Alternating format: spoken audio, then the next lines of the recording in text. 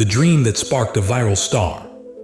In a quiet town in Germany, a teenage girl named Sina Doering sat behind her drum kit and unknowingly launched a digital revolution. With no flashy production, no celebrity backing, and no team of marketers, Sina's raw talent, steady groove, and love for classic rock beats went viral on YouTube.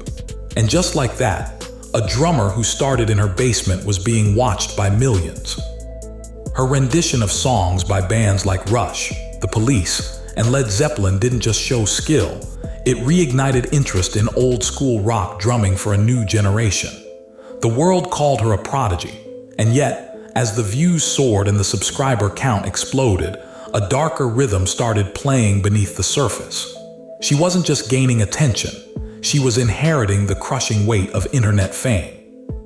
While most teens were navigating school dances and final exams, Sina was navigating fan expectations, copyright strikes, and the eerie silence of a life spent indoors in front of a camera.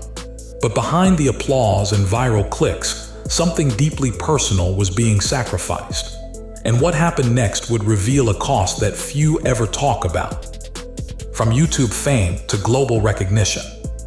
As her drumming covers continued to rack up millions of views, Sina quickly became a global sensation.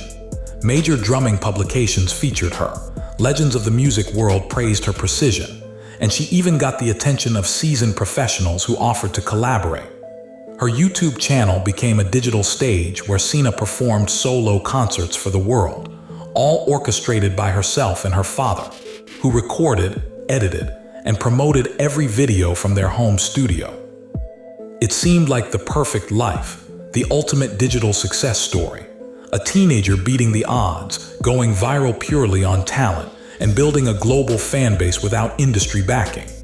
But while the outside world saw an endless stream of upbeat thumbnails and jaw-dropping performances, what they didn't see was the growing pressure on Sina to constantly top herself. The applause became addictive. Every video had to be better than the last, every mistake had to be hidden, and every missed upload brought waves of criticism from faceless commenters. The joy of drumming started to fade, replaced by the anxiety of disappointing an audience that never slept. And beneath the spotlight, Sina was starting to burn out. The loneliness behind the camera. Away from the lights and viral comments, Sina began to open up about a truth few influencers dare to share: the sheer loneliness of being a one-woman production house. With no management, no PR team, and no external support beyond her father, she handled everything from music selection to video editing to audience engagement. The grind was relentless. Most days blurred into nights, with endless retakes, audio syncing, and reading through thousands of comments, some kind, many cruel. And when the camera stopped recording, there was no backstage crew, no bandmates to vent to, just silence.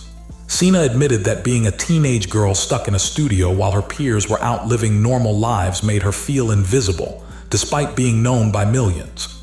She wasn't just a drummer anymore, she had become a brand, a machine for producing happiness and rhythm on cue. The isolation chipped away at her energy, and soon, even her passion for drumming began to feel like a chore. And the worst part, speaking out felt risky, because what if honesty turned the audience away? Monetization nightmare, the hidden struggle.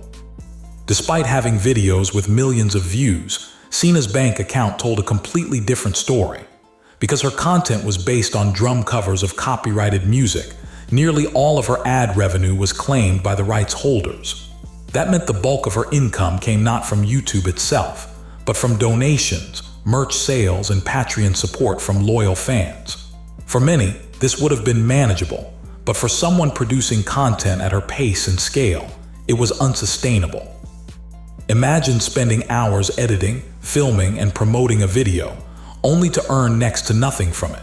Sina voiced her frustration, explaining how the platform's algorithm pushed creators to grind non-stop, while offering little in return if their content didn't fit the monetization mold. The industry, too, showed little interest. Record labels and management companies ignored her, preferring artists who fit more conventional paths. She was viral but unprofitable, a cruel irony that forced her to keep smiling for the camera while secretly questioning how much longer she could afford to keep going. The pressure to be perfect. Sina's viral fame came with a hidden price tag, the unrelenting demand for perfection. Fans didn't just admire her, they scrutinized every move. A missed beat, a slightly off timing, the comment section would explode. Trolls targeted her appearance, her clothing, even her facial expressions while drumming. And while many influencers brushed this off, Sina took it personally, because every piece of content she posted was deeply tied to her identity and self-worth. She felt the need to maintain a perfect image, always smiling, always energetic, never tired. But off camera, it was a different story. Anxiety attacks, insomnia, and emotional breakdowns became regular visitors in her world. The internet had built her up as a drumming robot, flawless, consistent, emotionless. But Sina was a real teenager grappling with the crushing weight of public expectation.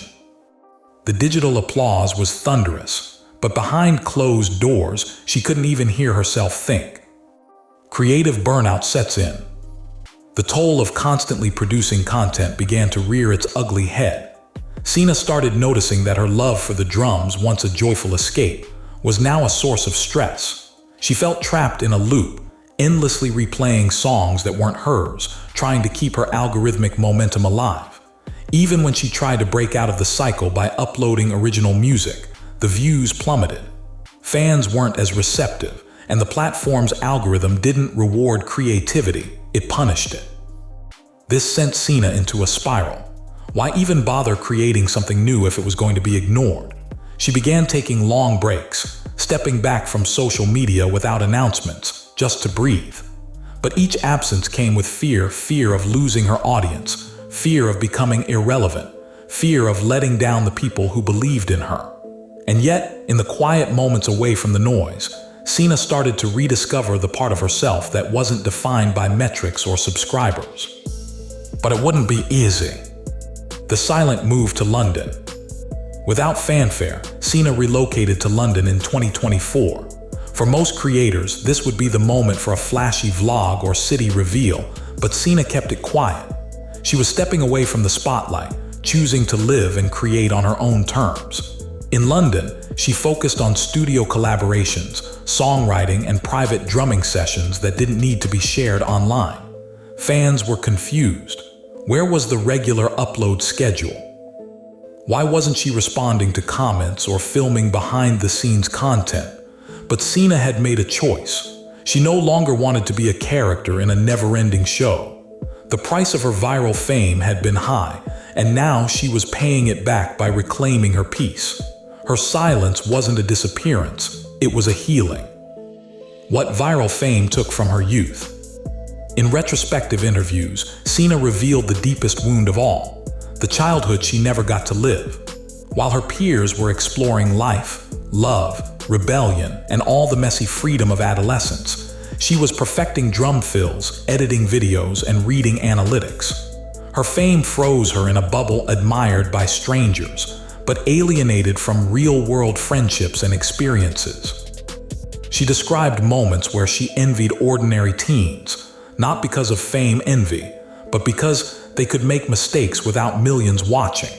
For Sina, even learning who she was felt like a public performance. Every phase of her development was documented and judged. And now, as a young adult, she's working through the identity crisis that comes when your formative years are spent playing a role for the internet. She hopes her story serves as a wake-up call, because behind every viral star, there's often a child who sacrificed far too much, far too soon. The fans who saved her. Even as her uploads slowed and the algorithm forgot her, Sina's core community didn't. A tight-knit group of loyal fans continued to support her through Patreon, messages, and quiet encouragement. It was these fans, not the millions of passive viewers, who truly kept her going. They reminded her that she didn't have to be perfect, that her art had value beyond clicks, and that her worth wasn't tied to a trending page. Sina began leaning into this support, opening up more about her mental health, her struggles, and the realities of life as a creator. This vulnerability sparked a different kind of bond, not one of idolization, but of human connection. Sina found comfort in knowing that even if the fame faded, her story still mattered.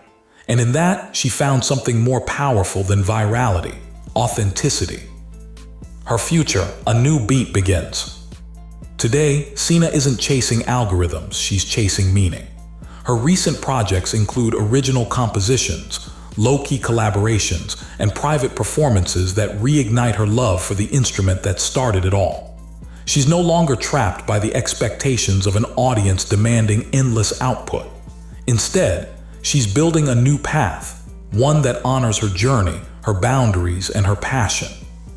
Sina also advocates for the mental health of young creators, warning others about the invisible dangers of internet fame. While the price of going viral nearly cost her everything, it also gave her the chance to rebuild her life on her terms. Sina Doering may have gone silent on the mainstream stage, but her story echoes louder than ever, a drumbeat of resilience, honesty, and quiet strength that deserves to be